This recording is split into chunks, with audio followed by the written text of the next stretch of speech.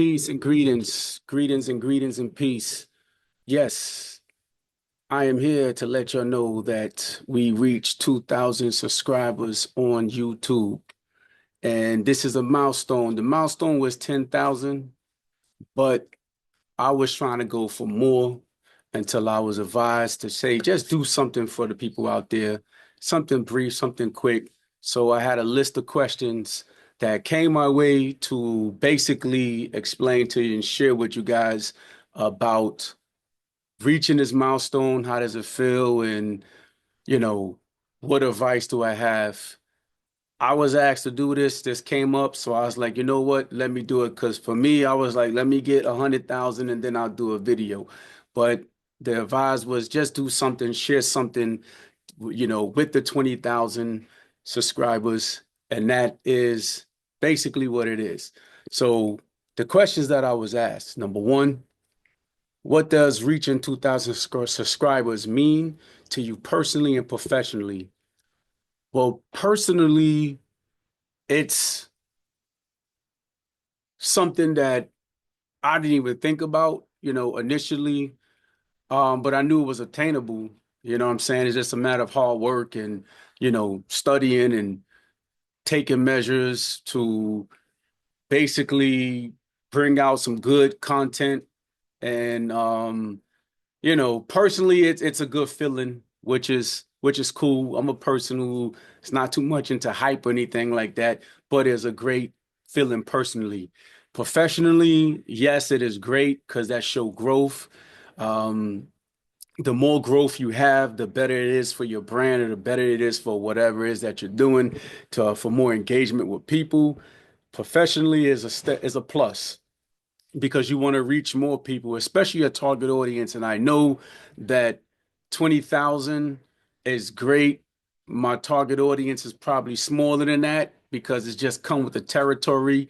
But professionally, it is good. It is something that I'm proud to accomplish and looking forward to getting more. Second, what inspired you to start your channel in the first place? That's a good question. Um, at a period of time, I was not really into like being out there too much on social media and things like that. I became more of an introvert as time and life. But it was a means of me to get back into the whole creative flow of thing. I am an artist. I still consider myself an artist, even though I haven't really been too active as in the beginning of my artist life. I would say earlier part of the millennium or my early 20s. So for me, like I say, all things creative because there are at least 2 million people out of the 9 billion people on the planet that's exactly like you in many ways and share the same thoughts. So I'm like, hey, you know what? Let me just express myself with the God-given talents that I have and just share it with the world because it's basically what we do as creative people, it's sharing and expressing your art and your love and your hobby or what it is that you are into. What was a turning point that helped you grow your audience? Man, that's a good question. I would just say faith. I put out content when I was out in Mecca, when I was in Senegal, when I was in Mali, and this is my travels or whatnot. And it's not until I launched the podcast. This is before the month of Ramadan of this year, 2025. Shouldn't date myself, but 2025, that I started seeing a growth. And, with the interview I did was with my sister. That was the first interview of the podcast. And you can find it on Grow with Tahira podcast or channel. And I started seeing like the videos were going from, a couple of hundreds and it hit 1,000. And I was like, oh, wow, this is cool. And then it started going up until I believe it's at like 15,000 plus now. And once it reached like 7,000, 5,000, 7,000, I was like, yeah, this is something's going on. Because I had a video before that I did in Mali. It was like a 4K drive tour type of thingy. And that video actually reached like 30 plus thousand views. So I knew I was on to something, but I was just some driving, showing, sights or whatnot. And I was not able to even produce the content that I wanted to produce while I was out there because there was just so much going on. And but when I seen it with the views building up with my sister's interview, then I was like, yeah, this is something that is, something can happen with this. Okay, what was the most challenging part of getting here? Saying enough is enough and just start doing it. I was always a person that went out and just start doing it to make things happen. Just go with it even if you fail. I was never afraid to fail or anything like that because to me, it's all about the learning lessons. I might go on a task, set out on a task, and might not get the results that I want to get, but I do things to learn. So I know if I set out to do something with the research that I have and everything, and I go out and do it, and it doesn't go according to what I like or my level of success or the results that I want, that's a learning lesson. So I might just let that phase out, go back to the drawing board, take all the information that I utilize to put that out, learn from it, and keep on going. So the challenge is more so to do it.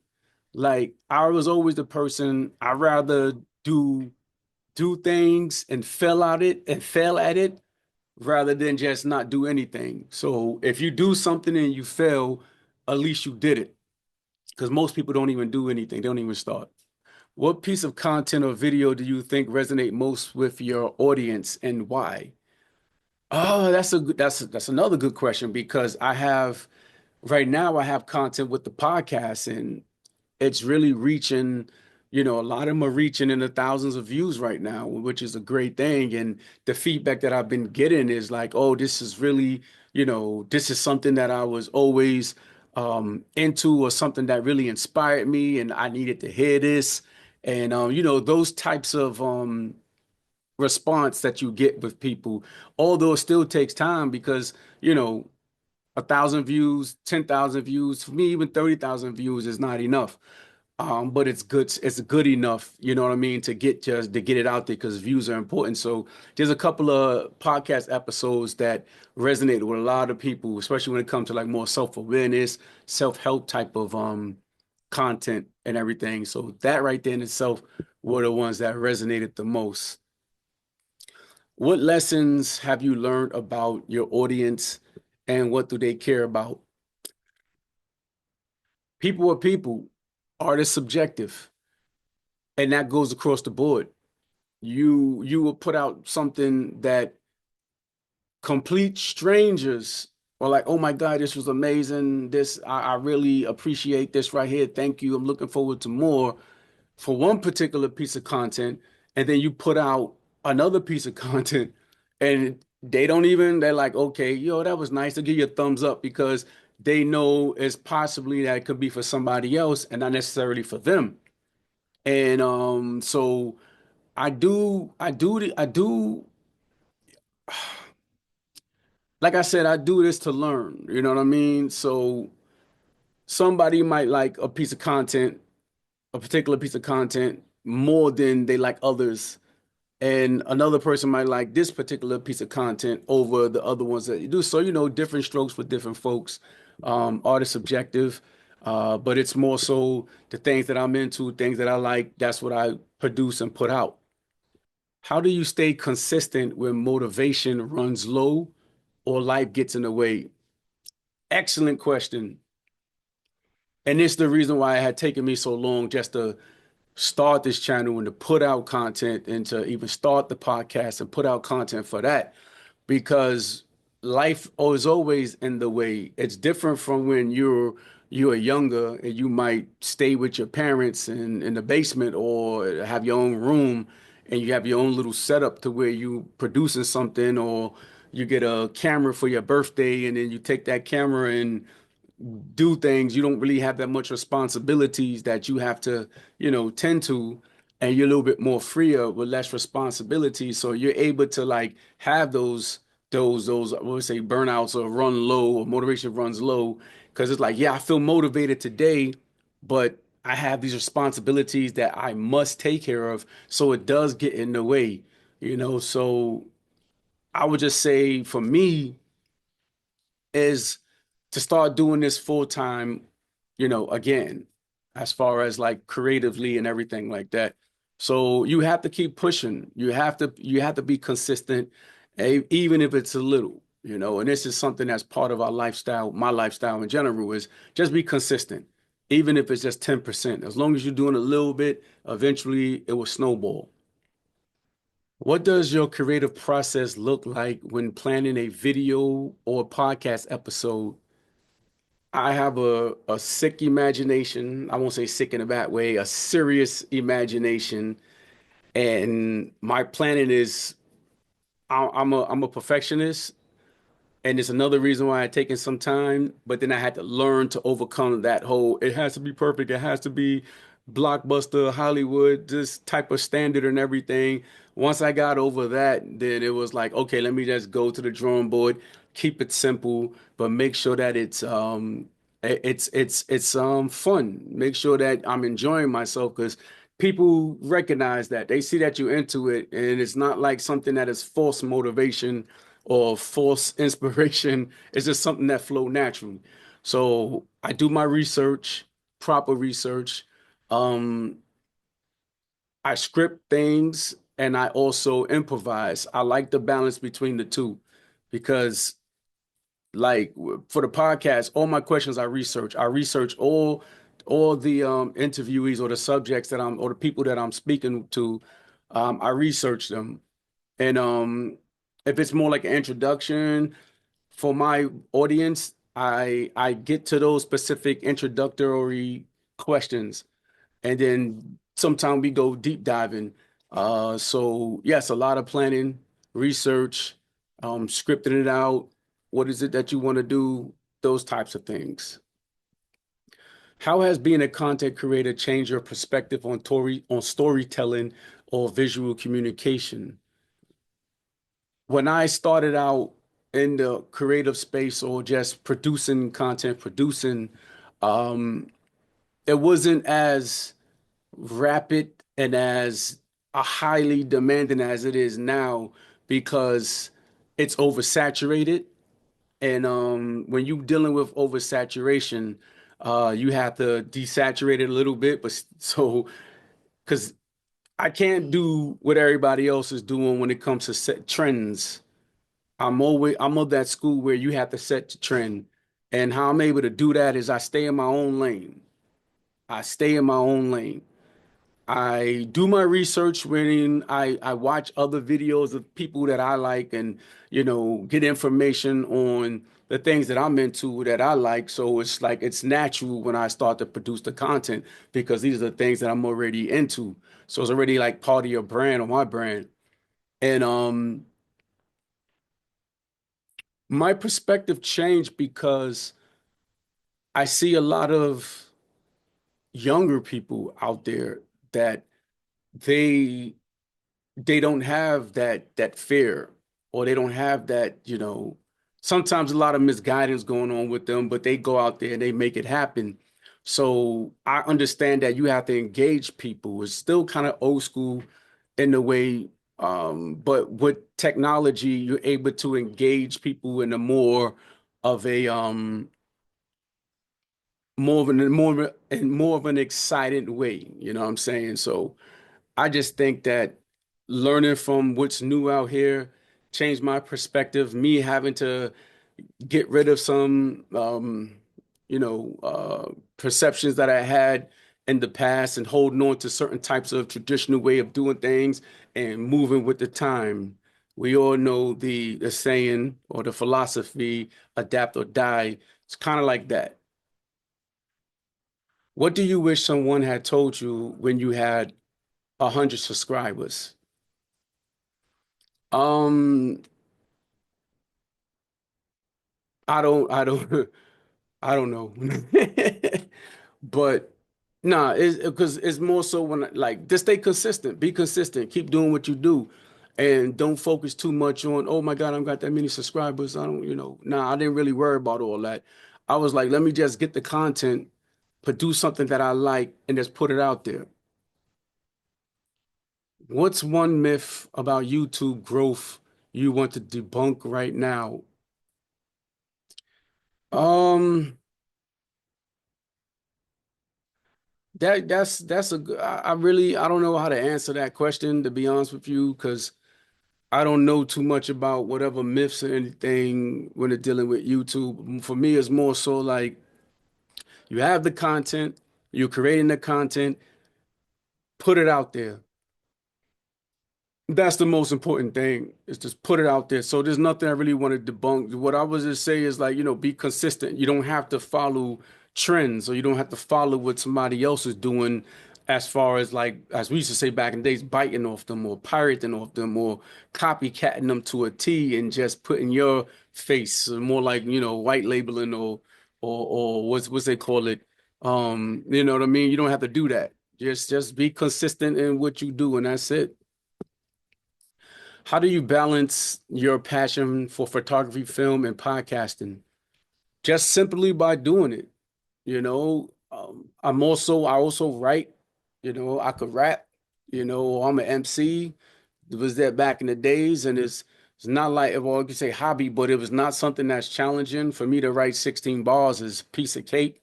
I mean, I can do 100 bars and just spit it.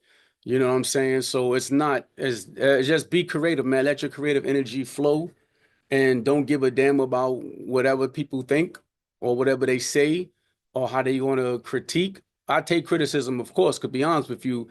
Um, yeah, I'm an artist, I have an ego, and somebody might tell me certain things like what I should do this, and I might feel a certain type of way. I'm human and I'm an artist on top of that. I don't want nobody telling me about my art. I just want to, do my thing and put it out there.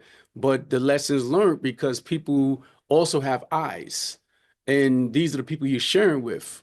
So you have to be humble. That's one thing I learned. I got an ego, but I'm very humble, and I learned humility even more over the years. So I just take that information and stay consistent with it. I got photography gigs. I'm working on short film projects, and I got my podcast, and just do it.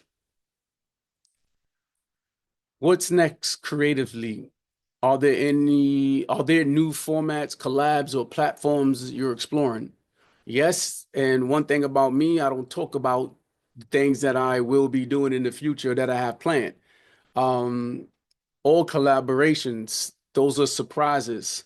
The only time I talk about them is when they are like they're green lit, meaning they're about to come out and they're about to happen. The project is complete. So it's a matter there's marketing behind them and all that other stuff. That's when I start talking about um, what things that I'm doing or collabs or different types of platforms I'm exploring and stuff like that. What impact do you want your content to have on your community? I want it to be fun. I want it to be entertaining. I want it to be educational. I want people to really be engaged, and I want them to engage. I want to see your comments and what you think and all that. I don't care if it's whether it's bad or good or whatever. To me, it's all lessons learned. And it's just something I want people to say, hey, you know what? I appreciate that.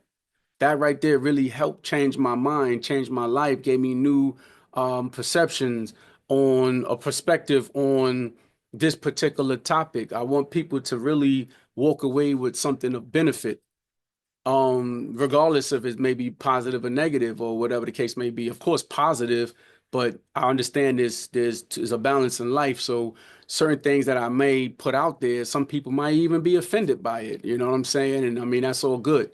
I respect people's right to feel how they want to feel, which it leads to more dialogue, of course, for clarification, but that's what it is. If someone just started today, what's the one mindset shift they need to adopt? Stay in your lane. And if it's hard for you to stay in your lane and do your thing and learn and bring value to yourself so you can bring value to others, stay in your lane.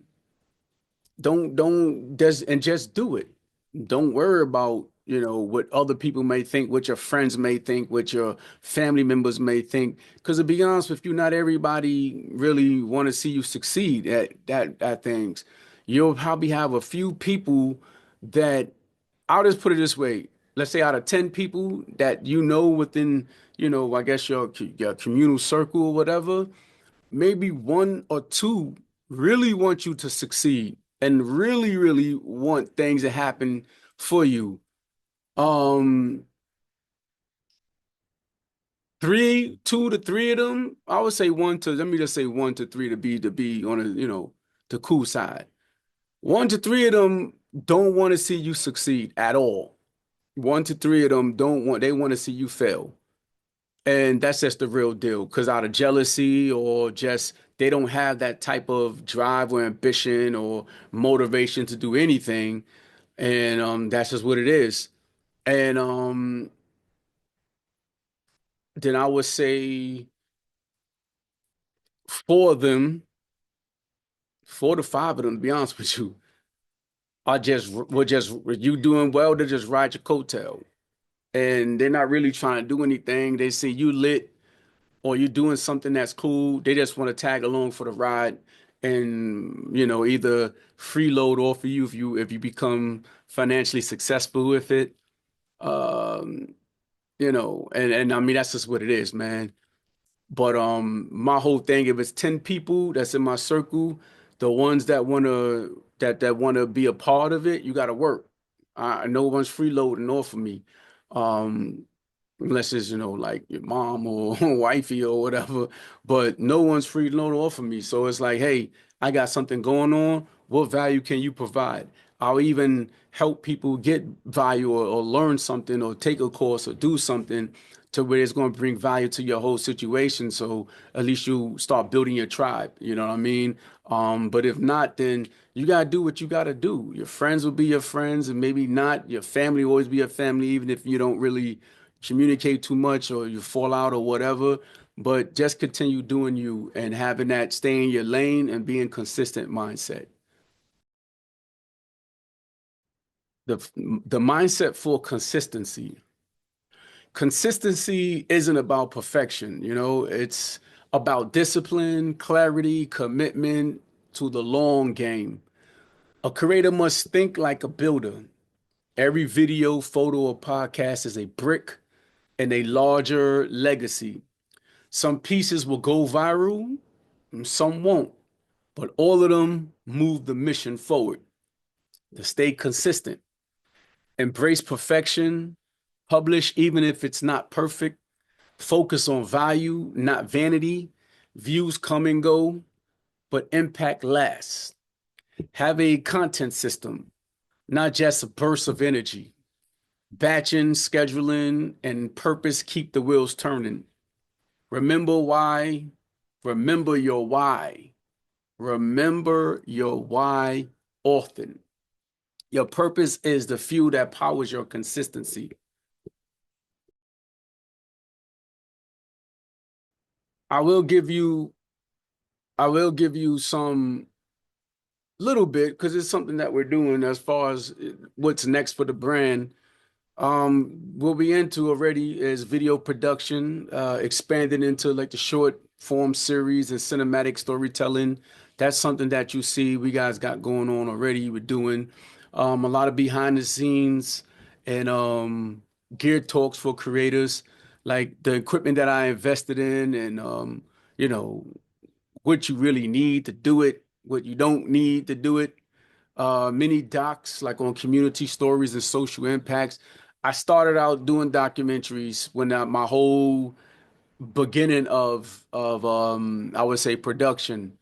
I worked on a project. I was part of it. I was a boom mic operator and occasionally did some camera work for a documentary back in 2003 called Operation Liz Lestrada regarding it was about the Peloponnesian War, where women They were tired of their husbands dying in this war, so they abstained from having sex or relations with their husbands, and that ultimately brought an end to the war. Spike Lee did, I would say, a rendition of it called Chirac. It had the same concept and everything. And we won 2 awards for that project, Independent Film Festival Awards, and it was nominated 6 times and won 2. So I was a part of that project. And yeah, yeah. So I mean, that's what's going on, what's going on. So that's yeah, that's what's happening. As far as, photography, I'm more into editorial portraits. So the editorial portrait series focus on culture, legacy, and emotion, that's something that I'm doing, that I'm in right now, and building up on that. So yeah, that's a passion of mine, editorial. And I'm also diving into the world of print, limited print collections and collaborations with stylists and brands. I want to do more of that as well. That's just something I will say about what I want to do, but the editorial prints, that's something I got a lot. I got a lot of nice photos that needs to be edited or whatnot. But so yeah, that's definitely a passion of mine, so is print. And we go as far as film, I'm working on a project now, and it's a script to screen kind of development for short films and docuseries. Um, it's going great, but anyone in the industry know that you got to have a budget for a lot of these projects. You can do it with like low budgets and all that other stuff, but you got to have budgets, and that usually takes the time and everything. So we have to move in according to what we have until we're able to build up the budget and everything, because you got to have a cast and you got to have a crew. Documentaries, the cast, the crew, I mean, they're the most important part. Of course, the whoever you documented, but you gotta the crew is who you pay. When you're dealing with other projects like short films, that's the cast and the crew. So you gotta make sure that you have these people get paid. And you might be able to do it for a small budget and you might not, you know what I mean? So you gotta work with what you got, but that's what we're doing right now. And I won't go too further into projects until they complete.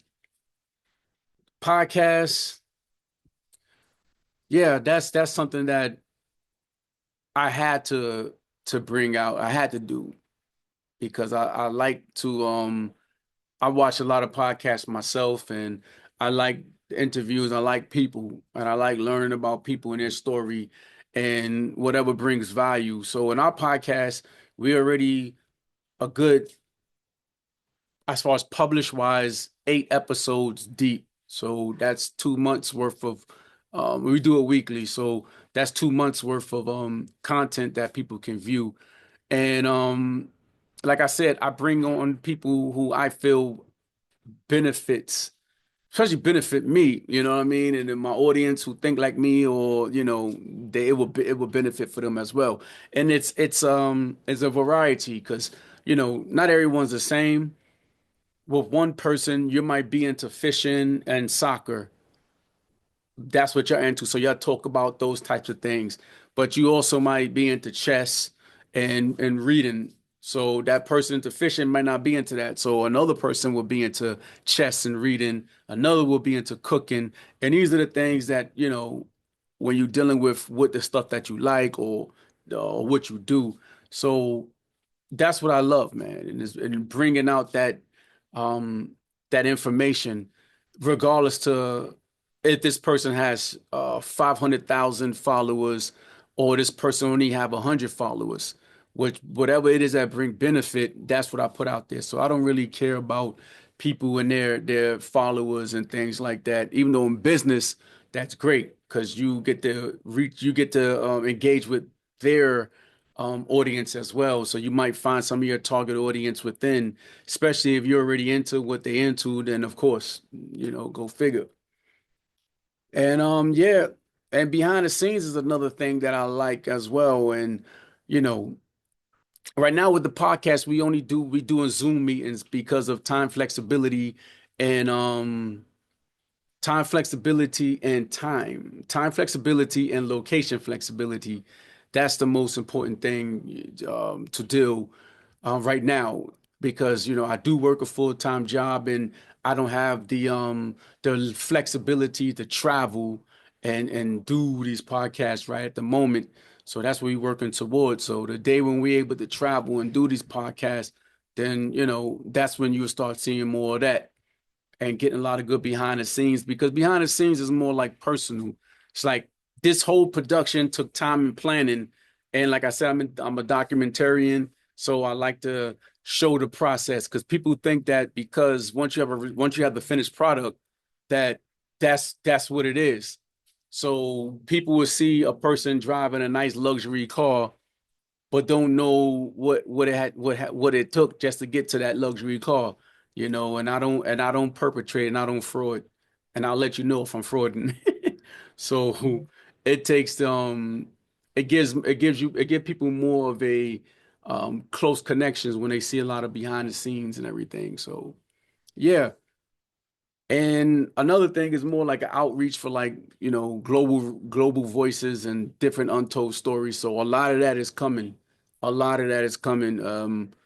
I try my best to stay out of politics or my personal opinions on politics and everything because even though a person might be into fishing and pastry making or cake or cooking and you share that same interest, you might have different political views, and that's okay. So I don't want to um, necessarily trample on that.